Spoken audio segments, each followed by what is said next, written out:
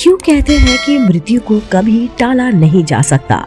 दोस्तों, जन्म और मृत्यु दो ऐसे सत्य हैं जिन्हें चाहकर भी कोई बदल नहीं सकता। ना कोई किसी के जन्म का समय बदल सकता है और ना ही किसी को उसकी मृत्यु से बचा सकता है। और इसी बात को साबित करने के लिए आज हम आपको एक ऐसी कहानी सुनाएंगे कि आप भी ये बोल उठेंगे कि मृत्यु का समय और जगह कोई नहीं बदल सकता। दरअसल एक बार भगवान विष्णु गरुड़ पर बैठे शिव जी से मिलने जा रहे थे। कैलाश पहुंचकर विष्णु जी भगवान शिव से मिलने चले गए और गरुड़ को द्वार पर ही रुकने को बोल गए। अपने स्वामी की बात मानकर गरुड़ देव द्वार पर ही रुके रहे। तभी उनका ध्यान वहां बैठी एक छोटी सी चिड़िया पर गया। वो चिड़िया देखने में जितनी सुंदर थी उतनी ही चंचल भी। उसकी हरकतें बार बार गरुड़ देव का ध्यान अपनी ओर आकर्षित कर रही थी। गरुड़ देव उसकी तरफ देखते हुए मुस्कुरा ही रहे थे कि तभी वहां पर यमराज आ गए। अंदर जाने से पहले वो कुछ देर द्वार पर रुके और बहुत ही अजीब तरह से उस चिड़िया को घूरने लगे। गरुड़ समझ गए कि यमदेव उस चिड़िया को इतने आश्चर्य से देख रहे हैं, मतलब इसका अंत पास ही है। लगता है कैलाश के वापस जाते समय वो इसे यमलोक ले जाएंगे। यमदेव तो शिवजी से मिलने अंदर चले गए, लेकिन गरुड़ देव को यह चिंता खाए जा रही थी कि उन्हें चिड़िया की मासूमता पर दया आ गई और उनकी जान बचाने के लिए उन्होंने उसे अपने पंजों में दबाया और कैलाश के हजारों मीलों दूर जंगल में एक चट्टान के ऊपर छोड़ दिया।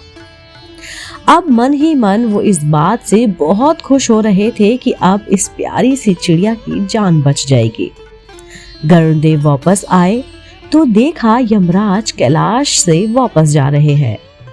उन्हें रहा नहीं गया और उन्होंने यमदेव को रोककर पूछने लगे कि प्रभु, आप उस मासूम चिड़िया को इतने आश्चर्य से क्यों देख रहे थे? यमदेव ने कहा, गरुड़ चिड़िया की मृत्यु निकट थी, पर वो कैलाश में नहीं, यहाँ से बहुत दूर एक जगह पर हो रही थी।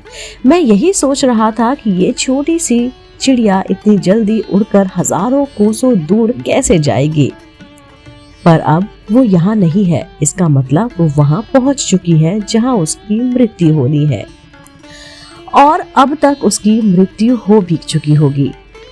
गरुड़ देव को खुद के किए पर बहुत पछतावा हुआ, क्योंकि वो स्वयं उस चिड़िया को वहां पर छोड़कर आए थे।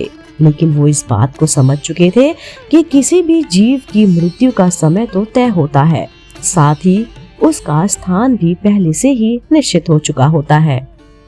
आप सबके साथ चतुराई कर सकते हैं, लेकिन मृत्यु के साथ नहीं। दोस्तों, क्या आप जानते हैं कि मृत्यु का देवता कहे जाने वाले यमराज किसके पुत्र है?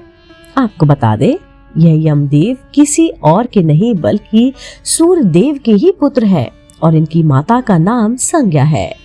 जीवों की मृत्यु लाने वाले देवता यमलोक के राजा हैं और इसलिए इनका नाम यमराज है। वैसे क्या आपको पता है कि यमदेव को दक्षिण दिशा की दिक्पाल भी कहा जाता है, यानी कि दक्षिण दिशा की देख रेख की जिम्मेदारी भी इन्हीं के पास है।